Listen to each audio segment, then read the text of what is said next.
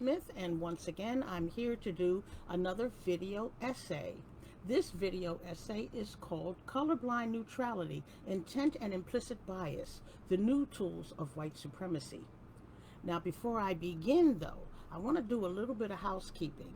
I want you to go to my website, www.celise-writer.com, and I want you to subscribe to that website. It's www.celise-writer.com. I also want you to hit up on my YouTube channel, and I want you to subscribe, and I want you to look at my video essays and presentations, and I want you to like, and I want you to share them.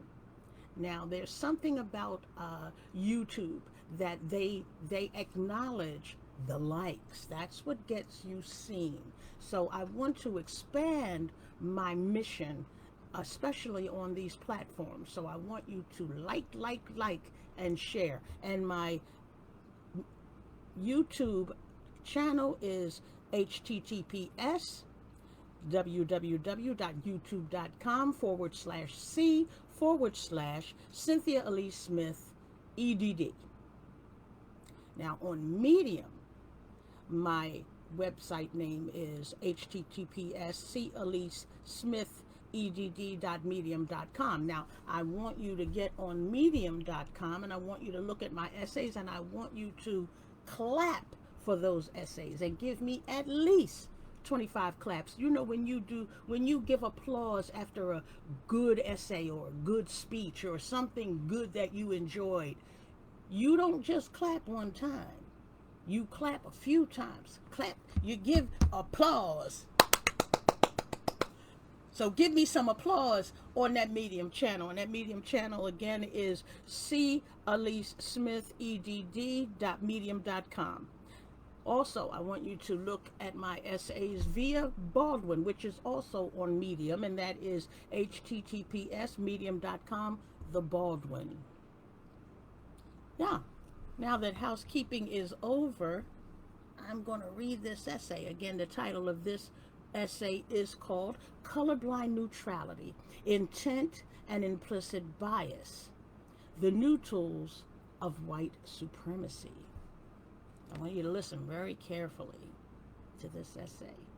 And I want you to bear with me a little bit because I'm using a tool called Teleprompter Pro. Now, ordinarily teleprompters are supposed to be used in order to make it appear as though you were looking directly at your audience and reading and telling them, as opposed to reading to them. However, I don't have the equipment to do a real true teleprompter or have a teleprompter experience with you. My teleprompter software is on the same PC that I'm doing this with you. So you're going to see my eyes shift from time to time, from you to the script, to you, to the script, to you, to the script. So bear with me with that too, okay? All right, I'm going to begin. Neutral and neutrality are both terms meant to express non-partiality and non-specificity. The antithesis of biased, these terms connote an absence of divided views on any subject. However, many of the most racist elements of the system of racism are neutral. Let me repeat that. The antithesis of biased, these terms connote an absence of divided views on any subject. However, many of the most racist elements of the system of racism are, guess what? Neutral. Now let that dwell in your mind for a few moments. Just let it dwell in your mind for just a few moments. And then contemplate what that means.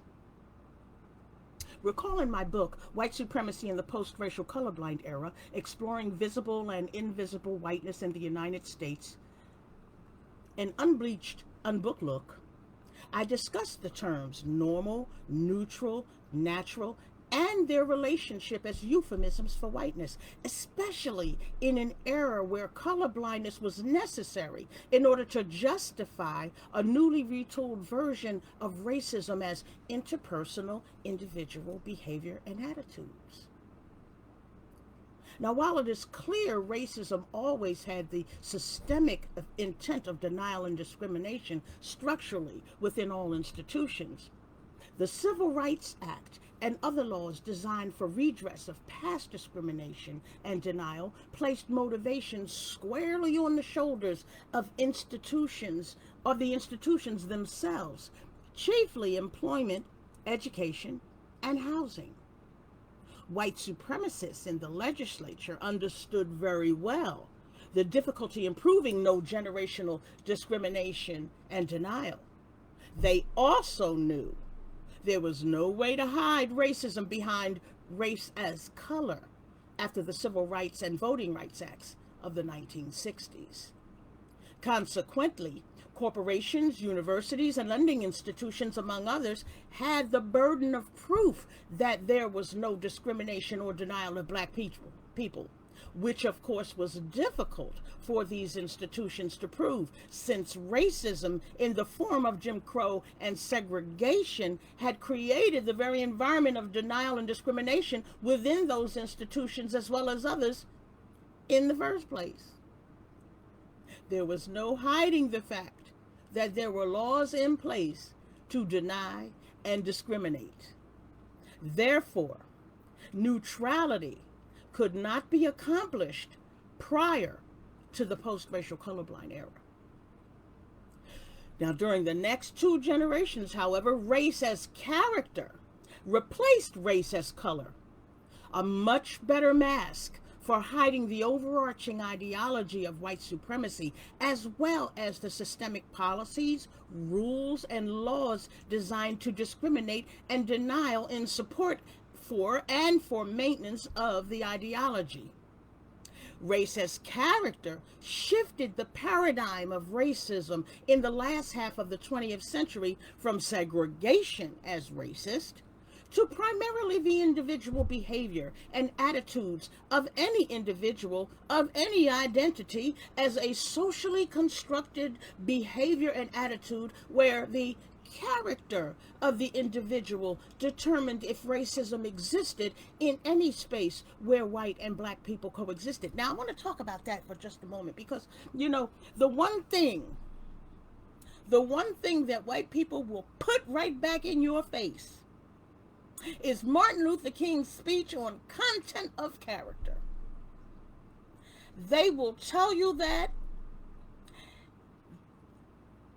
Martin Luther King wanted a world where the only thing that was looked at was the content of your character and not the color of your skin. Well, I contend that these white supremacists were listening, and listening good.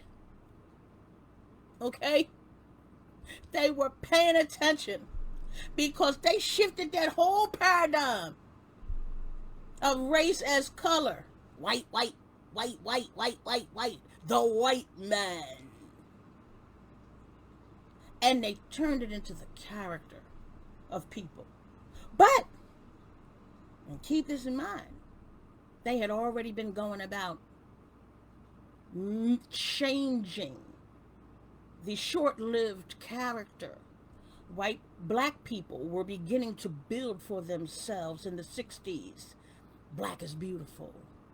Black and I'm proud. Black power. So that they were changing it during that time through all kinds of ways, giving money for black exploitation movies. We're supposed to be so happy we're finally being able to be given opportunity, that we don't realize that the opportunities that we're being given are in support of white supremacy. So we started seeing ourselves as pimps and hoes, prostitutes on the street, and then, of course, in the 80s, did we get the Huxtables? When, in fact, did we get the Huxtables? So we got another stylized view for the type of black person whose character they felt was more appropriate and more accepting of them. However, keep in mind, they were the people who were shaping the character that we had to either fight against or try to live up to. Anyway, I digressed, but you get the point. This allowed for literally anyone to be racist. It allowed for white people not to be racist or not to be considered racist. And it allowed for black people to be racist. Instead of policies, laws, and practices, or even segregation, creating the concept of colorblind neutrality. Let that sink in. Became a mutual admiration or non-admiration society. If you liked a black person, then you could not possibly be racist. If you had a black friend, you could not possibly be racist, because it became about individual attitudes, individual, not built into a structure or system, because they wanted everybody to think that that had been done with. There was no more institutionalized, constructed, structural racism built into every institution, although every black person alive has to know that it does exist. Whether they want to attribute it to racism or not, you will hear about the issues that black women are having with regard to health care, and black people are having with regard to health care. But somehow that idea that racism is the cause sometimes doesn't quite get, or sometimes it's not understood as the reason. Anyway, let's get back to this essay. This neutrality afforded white supremacy an avenue to flourish unseen, hidden in the mythological concept of meritocracy used among white people to categorize and codify their own separation and discrimination of themselves. Yet, colorblind neutrality alone would not suffice as a way to undermine the progress made during the civil rights movements of the 60s. There needed to be a way to obscure another facet of racist character within three terms, and I want you to pay attention to these three terms, because these three terms are very important in terms of having a well-rounded, neutral white supremacist ideology. Intent, motivation, and implicit bias. Today, both the Civil Rights and Voting Rights Acts are shells of their original motivation to end systemic denial and discrimination against black people, with intent now used against the very black people these laws and policies were originally created by legislators to help. I want you to pay attention, close attention to the next few things I'm about to say to you. Evidence of this paradigm shift away from racist systemic institutional structures to individual behaviors and attitudes can be found almost immediately as having occurred when Nixon became president in 1968, the period they and other so-called social conservatives began the business of neutralizing the provisions of the Civil and Voting Rights Acts, continuing to gnaw at them both nationally and statewide, and for 53 years, chipping away at intent to make them all appear neutral. The burden of proof has now shifted from the racist system of denial and discrimination to the aggrieved people subjugated by it in proving such intent. Moreover, implicit bias, which is nothing more than nonverbal or quiet expressions of white supremacism among friends, has been the extra large bottle of colorblind neutrality white people have been using like copper tone SPF 365 sunscreen for generations, so they could pretend being unaware of the systemic structures of racism all around them and to hide their active complicity. While the efforts of these individual implicitly biased motivations help create disparities for black people, supremacists discovered long ago that colorblind neutrality was the way to continue discriminating and denying after the 60s, when overt expressions became against the law, and covering themselves with copious amounts of colorblind neutrality, which protected them from the glare of reality. Take the voter suppression laws created and passed today, for example. These laws do not have to be specific to black people to deny their ability to vote. They are designed to be neutral. The secret, however, is in the intent. The motivation is clearly to stop black people from voting.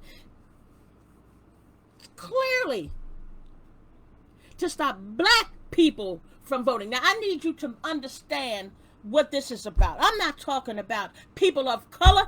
I'm talking about black people. The motivation is to stop black people from voting, even if other nationalities and ethnicities are caught up into their net. Now, I want you to pick up this analogy. You know, even if other nationalities and ethnicities get caught up into their net, like dolphins and whales. You know how dolphins and whales get caught up with the tuna in a fishing net? Okay, on fishing expeditions. Okay, even if other nationalities and ethnicities get caught up into their net, like dolphins and whales with the tuna on a fishing expedition, the intent is still as clear as their feigned attempts at neutrality, which the white supremacists know. They know can be debated, and with the judicial system working in their favor today, they can prevail. They are just neutral enough in their application so that while we know these policies and laws and covenants and winks and nods and rules are racist, they already know they don't have to prove racism anymore. They used to have to do that. They used to have to prove racism. They don't have to do that anymore. They don't have to prove that racism was what? The motivation. They have accounted for the collateral damage. So when you hear people say, yeah, well, what about brown people, and what about this, and what about that, and what about poor white people? Understand that they've already accounted for this because they don't care for them neither. But the intent, people, the intent is clear. Okay? Because they have accounted for the collateral damage for their part that their policies create for other non-white people and for poor white people. The same neutral language was used in the Supreme Court in their recent ruling to overturn Section 2 of the Voting Rights Act. So neutrality can be considered the demon informing the rules that would deny and discriminate, and an erosion of already fragile constitutional rights for black people.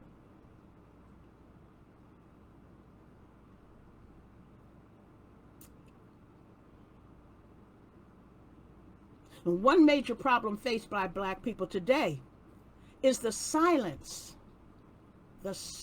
among Democratic legislators during these latest rounds of what? Of neutralization. This is because overt white supremacist conservatives are not the only ones doing the neutralizing, people. They are not the only ones neutralizing. The quieter, liberal white supremacists are also using the tools of colorblind neutralization in their attempt to placate those people identifying as white and soured by Trump, but who wish to continue benefiting from the system of racism while pretending it no longer exists, except in the behaviors and attitudes of individual people. Did you get that? They are neutral. The Democratic Party are also, in a very real sense, and I won't say all of the party, because they've separated themselves. The progressives aren't doing that. The ones calling themselves the centrists are. Your Mansions and the others. Okay? They apparently believe they can galvanize bipartisanship. They're saying, we can still work with you guys because we're really the same as you. We're really speaking the same language, just quietly. You guys are just being a little too overt, like you're trying to go back to right after Reconstruction was overthrown. We understand that we need to keep this thing on the QT. Wink, wink, nod, nod. You guys feel like, no, we can just kind of get back in there like we were so that the white man, those are the conservatives, the white man is king again. We can begin to conquer just like we're beginning to conquer space. Whatever the hell's up there, we're going to get them. We're going to take over and we're going to conquer every planet we come across that we can conquer and take over. And we will own all of the resources. Who cares if there was anybody or anything there that lived before on those planets? When we get there, those planets are ours, goddammit. Why? Because we are supreme, and we are exceptional, and we are the white man. So they apparently believe they can galvanize bipartisanship on the basis of mutual dislike for Trump and are dismissing their own implicit biases based on the character of black people.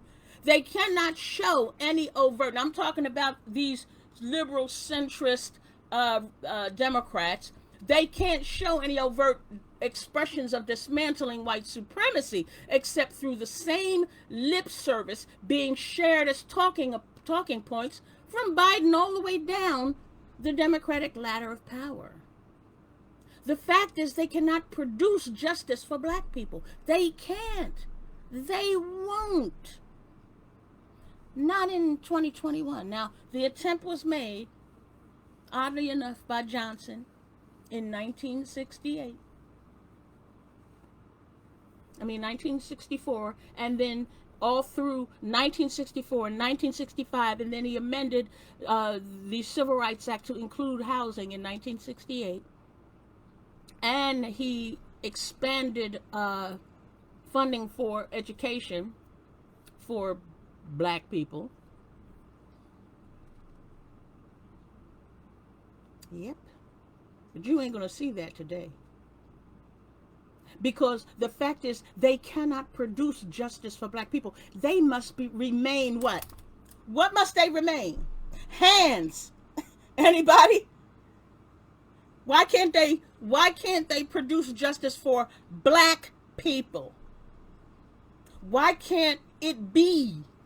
Why can't anything be specificity for black people? I'll tell you why. Because they must, when it comes to black people in this country, they feel they must remain neutral. Let's be clear, not about any one racial group or gender group. This is about all Americans. I have yet to, well, let me put it like this.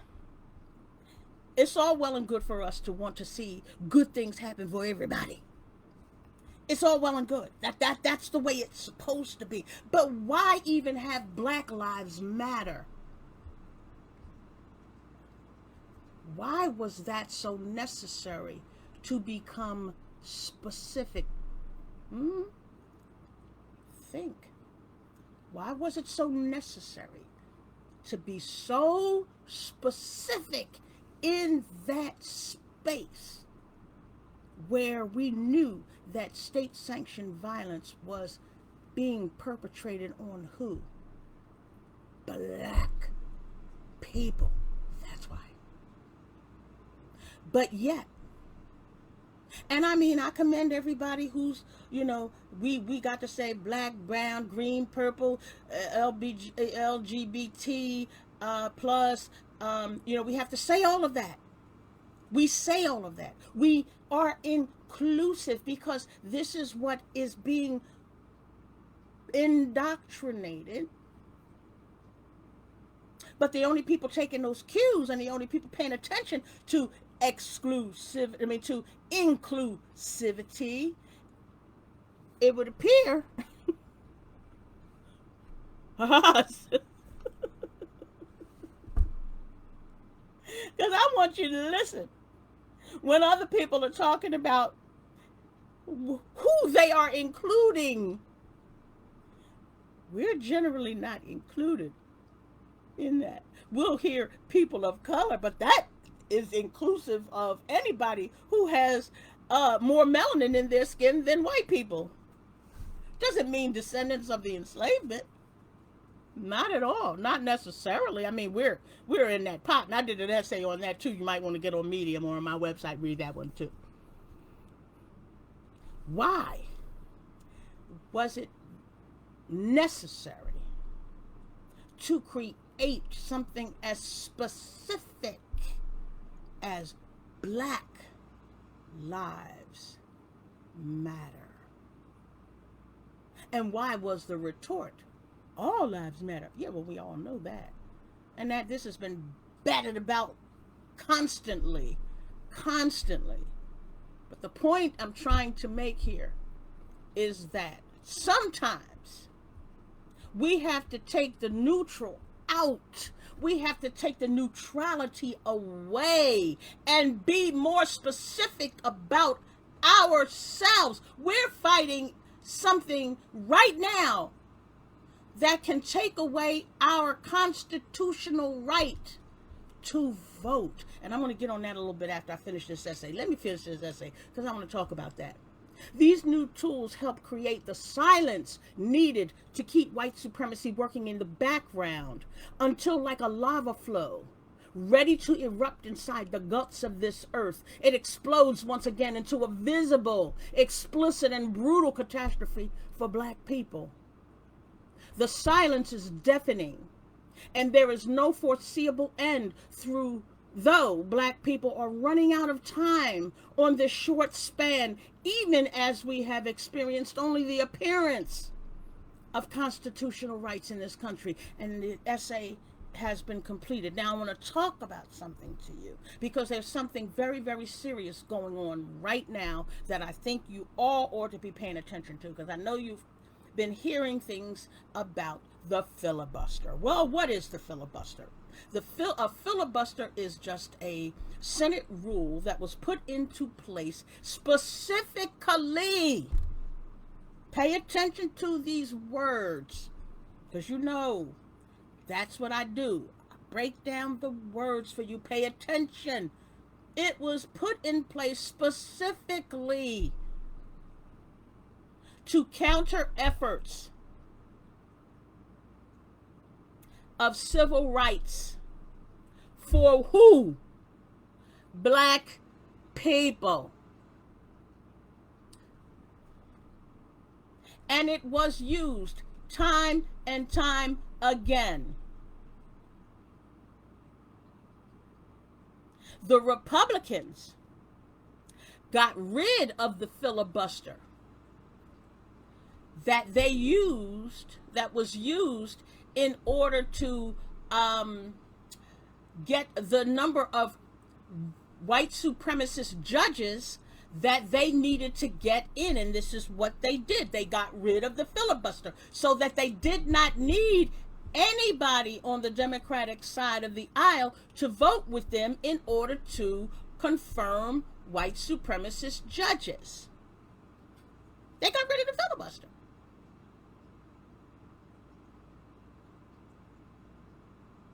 Now, Clyburn is the only person that I have heard, the only legislator that I have heard to date who has come out to explain the seriousness of the filibuster relative to black people and the specificity needed in eliminating the filibuster. He wants to have the filibuster eliminated for constitutional issues, for issues that come up, for bills that come up which have constitutional implications. Because 9 times out of 10, no, 100% of the time, these implications will be racial and will have to do with the rights of black people. Now, this is why I'm saying the Voting Rights Act is just one. These 2 Voting Rights acts, and of course, you know, George Floyd has like gone by the wayside, okay? These acts, or the Voting Rights Act in particular, is just one constitutional act that is being threatened. If they do not get rid of the filibuster for constitutional bills, and see, this is what people need to understand as well. They're not talking about getting rid of the filibuster for everything, because of course, when the Republicans got rid of the filibuster, it didn't end all filibusters of everything, did it? No. Just so they could put the judges they wanted on the courts. Now, what Clyburn is saying, you got to pay attention, because what Clyburn is, and he is the only one saying it. If anybody else has said it and that you've heard it, put it in the comments in there, because I'd like to know. He is the one who is talking about the filibuster and its relationship, its direct association with constitutional issues, bills coming before the Senate, so that people who are not for ending the filibuster for Voting Rights Act are going to be the same people when other civil rights legislation comes up. Now, for all of you who think that it could never happen again, trust and believe it happened before. Right after Reconstruction, we lost a number of civil rights. We lost all of the civil rights that we gained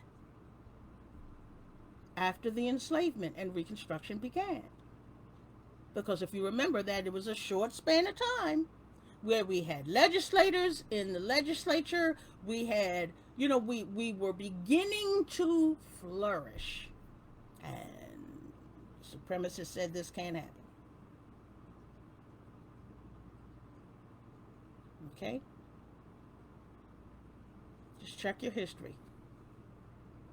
Just check your history and you'll know that this kind of thing happened before. And so if you think that we can't lose our rights, if you think that we can't lose what few civil rights we do have, if you don't think segregation, actual legal, see right now, it may be illegal to do the things that they're doing, but there are a whole lot of cases coming up before the Supreme Court.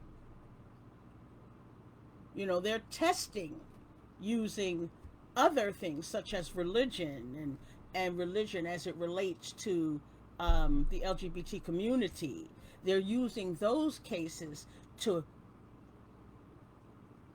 ease in to eliminating the rights of not only people based on religion, but black people in particular. If you don't, 10 years from now, 20 years from now, 30 years from now, I'm hoping, 30 years from now, I'll be in my 90s. I hope, if I'm still alive or somebody reads this, know that 30 years from this day, I will have been, if I don't pass before then, I will have been 97 years old. And I hope to God that I'm not being a prophet here and somebody looking at this says, oh my goodness, she knew back then where we are today. Well, that ends my essay, and that ends my little tirade as well. Remember to share and like this video. This video is going to be put on YouTube with all the bells and the whistles and the theme song and all that other stuff, just like all the other ones. When you look at it or you decide that you might want to see it with all of that, do like and share. Do subscribe to my YouTube channel. Remember, subscribe to www.calease-writer.com. That's CALEASE-writer.com. And where I have my videos and the essays, and also go to Medium, go to Baldwin, and clap, clap, clap. Give me some applause for my essays. I want to keep this mission going. Everything that I do is for free. I do not charge for the information that I impart to you. It is a mission of mine to educate. I do it because I love humanity and I love my people. Bye-bye.